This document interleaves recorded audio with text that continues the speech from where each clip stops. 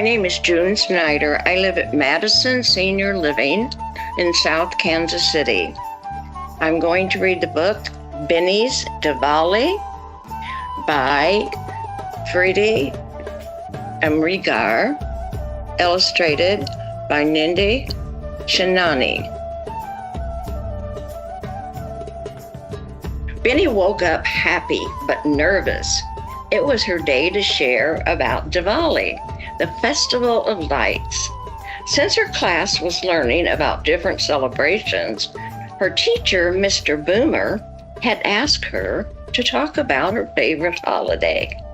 Last month, Sarah talked about Rosh Hashanah, and today it was Binny's turn. She hoped everything would go just as she and her teacher had planned. Binny started getting ready for school. She smiled as she noticed the Indian outfit Mom and Dad had laid on her chair. Maybe it was the perfect day to wear her new blue suede shoes for good luck. Binny turned around and got a glimpse of her mom, looking so beautiful in the bright red silk sari Dad had bought her for Diwali. Everybody went shopping for Diwali. Kids got new clothes and toys. Parents bought each other jewelry, and friends exchanged gift baskets filled with cakes and sweets and nuts. Wearing her new clothes, Binny ran downstairs for breakfast. Instead of cereal, Mom and Dad had a treat for her: warm jalebis, orange discs of sweetness that melted in her mouth when she bit into them, and soft, milky pitas that crumbled in her mouth and made her lick her lips. Dad quickly packed the rest for her class. May the words you speak today be as sweet as jalebis and as soft as pitas, he said. Mom drove Binny to school. Remember to tell them about the oil lamps, she told Binny as she kissed her goodbye. Good luck, Ben. You will do great. After morning circle time, Mr. Boomer called Binny's name. But when she stood before the class, a terrible thing began to happen. Suddenly, she felt so shy and scared. Her mind went blank. Some children began to giggle. Others fidgeted, not knowing what to do. Today is Diwali, Binny said nervously. Diwali? Yelled Tommy.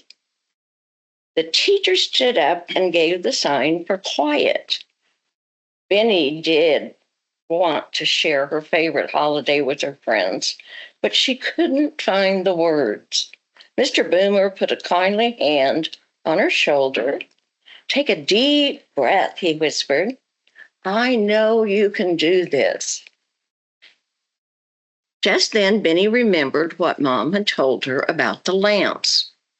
To celebrate Diwali, people lit little oil lamps called diyas and put them by their front doors to guide good luck into their homes and chase away the darkness. All over the world, Diwali marked the victory of goodness and light. Binny now knew what to say.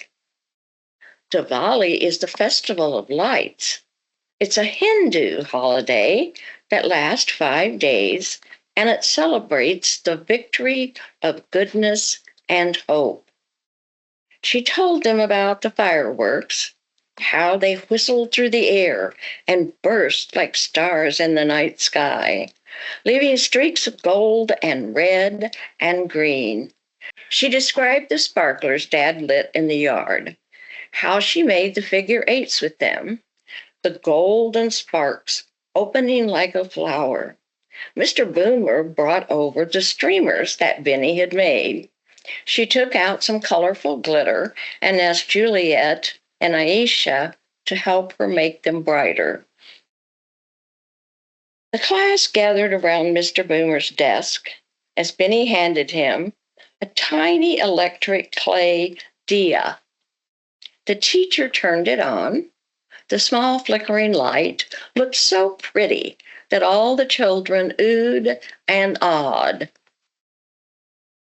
Binny told them that if on Diwali you looked down from an airplane, you'd see the city shine like a diamond, light shimmering everywhere you looked. She made them close their eyes and imagine a dark sky with a million twinkling stars. Diwali is the magical time for children everywhere.